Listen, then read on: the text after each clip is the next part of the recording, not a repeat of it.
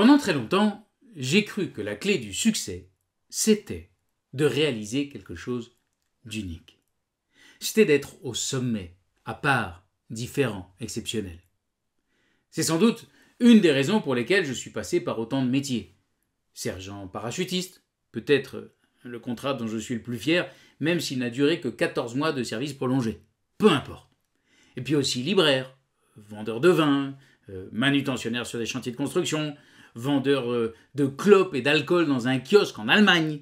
Et puis des métiers sérieux, journaliste, analyste financier, comédien, formateur, coach.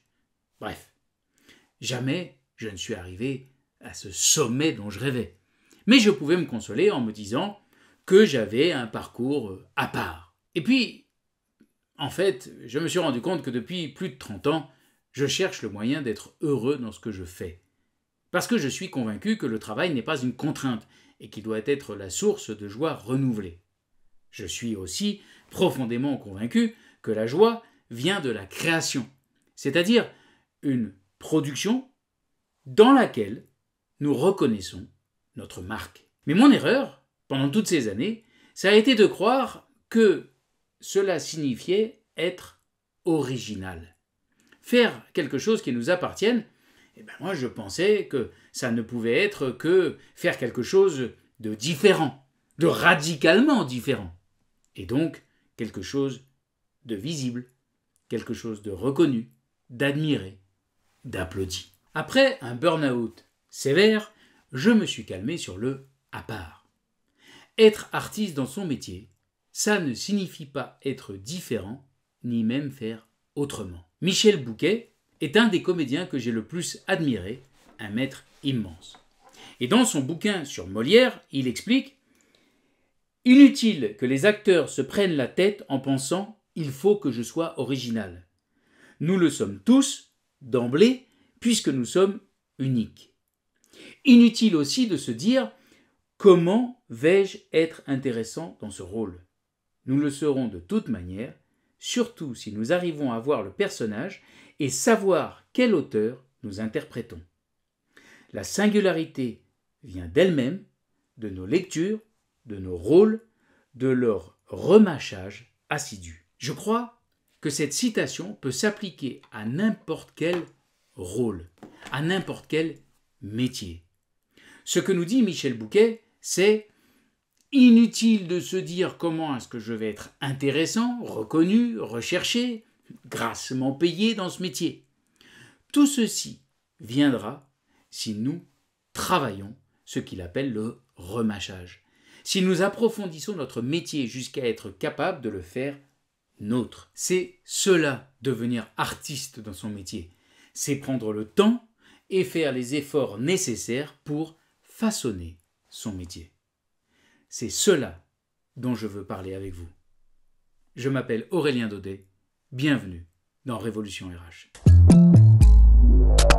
Être un artiste dans son métier, c'est vouloir faire de son métier un art. Il ne s'agit pas de vouloir être différent et donc de miser sur sa personnalité, sur son style, sur son apparence.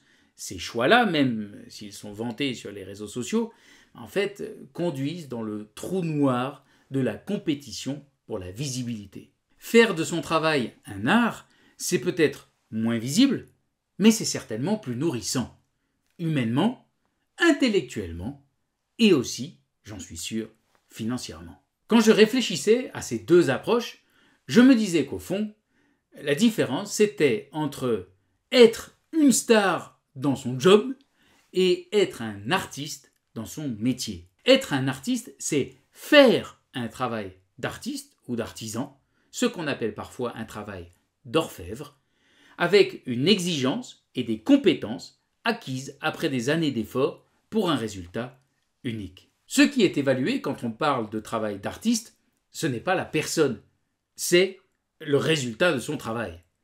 Comment est-ce qu'on sait que telle commode Louis XVI a été créée par Riesner ? Par une richesse de détails, dans les marqueteries, dans les bronzes, par une finesse d'assemblage inégalée, ou par ces fameux panneaux centraux spectaculaires proches de la peinture. Mais ces meubles s'inscrivent totalement dans le style d'une époque. Riesner ne cherche pas l'invention radical, il reste dans un cadre et le porte, à force de travail, à son apogée. La différence avec les autres menuisiers ébénistes se fait par son niveau de maîtrise technique. Pour être en rupture, il aurait pu se contenter de peindre ses meubles en violet. Alors bien sûr, il aurait été visible, mais il n'aurait pas été incontournable. Valoriser la qualité d'un travail par la rupture qu'il introduirait, c'est une invention récente. Vous savez, ces expressions, il y a un avant et un après. Il a réinventé l'art de ou la manière de. Tout ceci, c'est de la poudre aux yeux et ça n'est pas du tout un gage de qualité. Dire que Jeff Bezos a réinventé le commerce de détail, que Elon Musk a réinventé la voiture ou que Reed Hastings, le patron de Netflix, a réinventé le cinéma, tout ça, ce sont des exagérations inutiles. Ils ont amélioré, ils ont transformé leurs industries, mais ils ne l'ont pas fait en un jour. C'est la maîtrise de compétences qui permet de transformer un job en métier et parfois en art. Et je crois qu'à un certain niveau d'excellence, les différences entre artistes et artisans s'effacent. Entre février et juin dernier, Denzel Washington a incarné Othello sur scène à Broadway. Peu avant la première, Denzel Washington et Jake Gyllenhaal, qui incarnaient Iago, étaient interviewés par Bill Whittaker dans l'émission 60 Minutes sur CBS.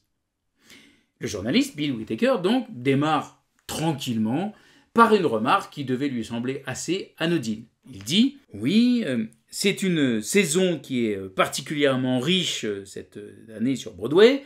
Il y a beaucoup d'acteurs de Hollywood, beaucoup de producteurs de Hollywood. » Et là, Denzel Washington l'interrompt brusquement en lui disant « Pardon, c'est quoi exactement la définition d'un acteur de Hollywood ? Moi, je suis un acteur de Mount Vernon, sa ville d'origine, donc je ne sais pas ce que c'est qu'un acteur de Hollywood, je ne sais pas ce que Hollywood veut dire. Je sais que c'est un endroit, mais... » Et alors là, Bill Whittaker enchaîne, il dit vous savez, Hollywood, je pense que c'est quelqu'un qui est célèbre au cinéma, c'est un acteur de film, qui a beaucoup de succès dans des films. Et la réponse de Denzel Washington est géniale, il dit « Moi, je suis un acteur de théâtre qui fait des films, pas le contraire. J'ai fait du théâtre d'abord, j'ai appris à jouer au théâtre, pas dans des films. » Ce qu'il fait avec cette phrase, c'est qu'il met en avant son travail, le temps long du travail appris sur scène. Alors bien sûr, Denzel Washington est un acteur avec un talent exceptionnel, d'ailleurs un talent reconnu très tôt.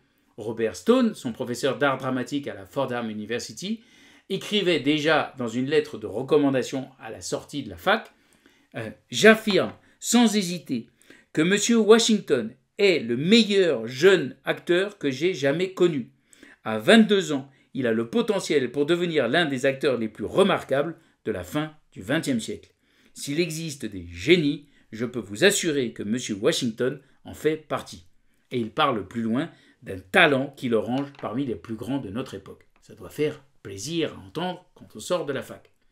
Denzel Washington avait 22 ans au moment de cette lettre. Et ce qui est intéressant, pourquoi je vous rappelle cette anecdote, c'est parce qu'il venait justement de jouer Othello, 48 ans avant l'interview sur CBS cette année 2025. Et Denzel Washington lui-même dit que ce qui sépare ces deux interprétations, c'est un voyage de 48 ans, un voyage de 48 ans d'expérience, de souffrance, de plaisir, de vie, qui ont enrichi mon approche du rôle. Plus loin dans l'interview, il dit même « Je sais beaucoup moins aujourd'hui, je pensais que je savais tout à l'époque. » Alors vous vous demandez peut-être pourquoi est-ce que je vous parle de Denzel Washington, pourquoi est-ce que je m'égare dans le monde du show business. Vous vous dites peut-être quel est le rapport entre un ébéniste du XVIIe et moi, manager d'une équipe commerciale, entre Michel Bouquet ou Michel Ange et moi, gestionnaire de portefeuille dans une banque privée, entre Denzel Washington et moi, DRH d'une entreprise high-tech.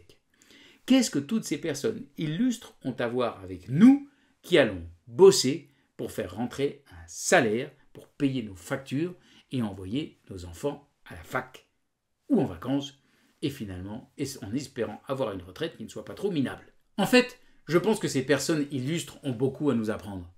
Denzel Washington va lui aussi bosser pour faire rentrer de l'argent sur son compte en banque et pour payer ses factures. Alors oui, d'accord, bien sûr, ses factures sont sans doute plus grosses que les nôtres, et il est sans doute un peu plus célèbre que nous. Mais il n'est pas célèbre à la manière des Kardashians.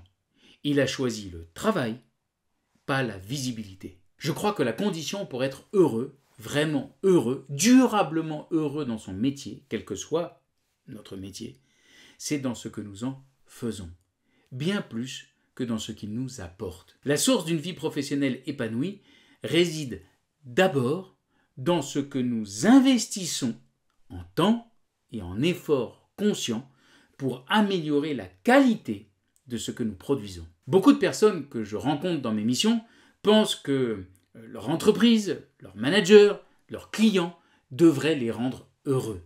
Et ils se plaignent donc de ce que le monde extérieur n'est pas suffisamment attentif à leurs besoins. Mais c'est une illusion toxique qui conduit à la frustration, à la rancœur et parfois à des comportements vengeurs. Plutôt que de considérer ce que le monde doit nous apporter, demandons-nous d'abord quelle est la qualité de ce que nous apportons au monde. Je crois qu'on peut être heureux dans n'importe quel métier, dans n'importe quel univers, à condition de comprendre que c'est à nous de faire le boulot et que la joie ne viendra jamais de l'extérieur, de l'environnement, de la chance ou du sens, ce grand mythe de la fin du XXe siècle.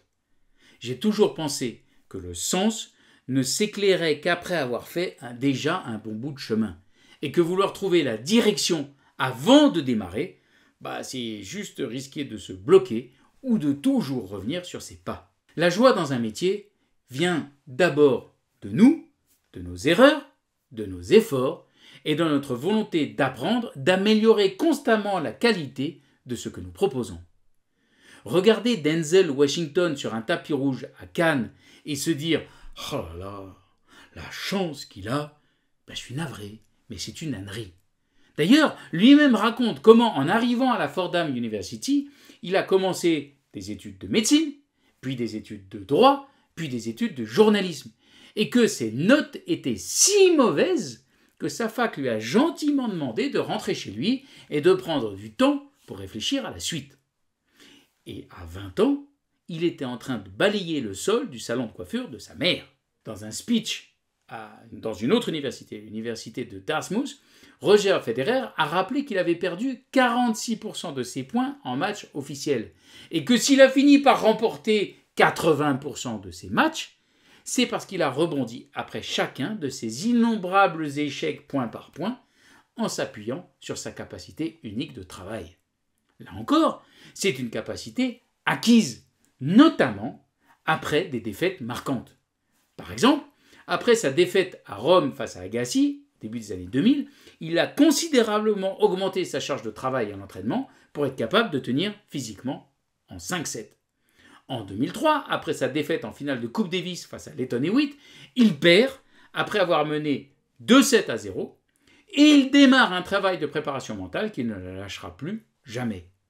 Après ses défaites contre Nadal en 2005 et en 2008, il enchaîne jusqu'au maximum des entraînements spécifiques pour contrer les coups des gauchers.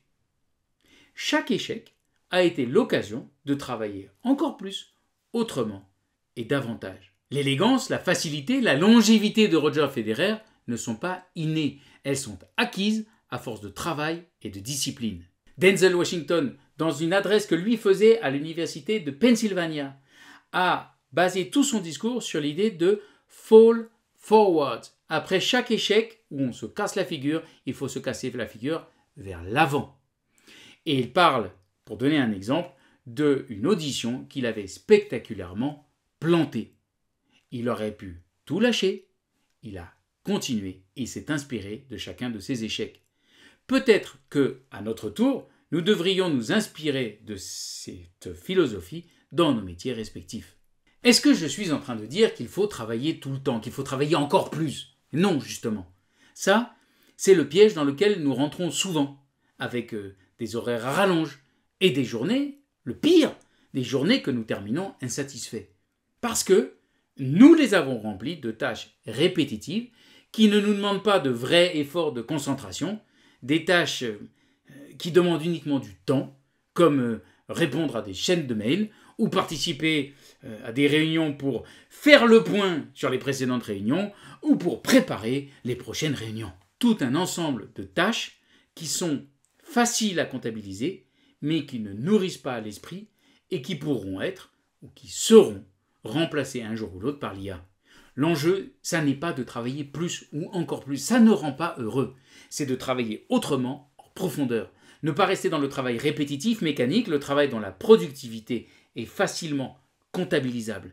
Et au contraire, d'introduire une quantité significative de travail de fond, créatif, celui où il faut transpirer du cerveau, mais dont les machines ne sont pas capables. Et surtout, parce que après cet effort, après ce cap franchi, nous aurons de la joie. Comment faire cela? Ce sera tout le sujet de mes prochaines chroniques. Résumons-nous. Mon objectif, mon chemin, au moins pour cette saison, c'est de réfléchir aux moyens pour chacun d'entre nous de faire de son job un métier, de développer ses compétences et sa créativité pour progresser jusqu'à en faire un métier d'excellence. Il ne s'agit pas de perfection, qui n'a rien à voir. C'est une illusion toxique qui est au contraire un frein à l'exploration, à la découverte et qui voudrait nous rapprocher des machines. L'excellence, c'est une intention, c'est celle d'aller en profondeur jusqu'au moment où l'on est aux commandes de son art, de son artisanat et qu'on peut mettre sa signature. Est-ce que c'est difficile? Bien sûr, parce que ça demande des efforts, du temps, de l'intention et de l'attention. Ça demande un engagement sur le long terme dans des environnements qui sont plutôt sur les retours immédiats et la valorisation du court terme. Mais c'est possible, à deux conditions. D'abord, de rester dans une énergie positive. Je vais m'interdire tous les discours négatifs sur la société dans laquelle on vit, le drame des réseaux sociaux, l'ère de l'IA qui rend tout le monde distrait. Le cadre est connu, peu importe ce qui ne va pas et les difficultés. Ce qu'il faut trouver, c'est comment transformer tout ça en opportunité. Et c'est possible. La deuxième condition, c'est de trouver des moyens pratiques, concrets, pour faire ce passage vers la profondeur. Là encore, pas de grandes déclarations des « il faut »,« on doit ». Moi, ce que je veux, c'est tester et vous proposer des choses que vous pourrez à votre tour tester après chaque chronique. Et j'espère que vous voudrez bien me raconter ce que ça donne quand vous aurez mis en pratique. Au fur et à mesure, nous pourrons ensemble construire une boîte à outils costaud, éprouvée, utile. J'ai besoin de vous, de votre aide. Je vous remets sur cet écran mon email aurélien@aureliendaudet.com pour que ceux qui veulent bien me donner une heure, vous m'envoyez un mail pour me le dire.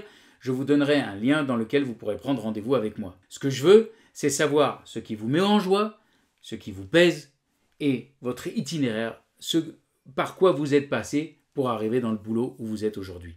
C'est le plus beau cadeau que vous pourrez me faire. Ça me permettra d'engranger du matériel pour rendre ces chroniques vivantes.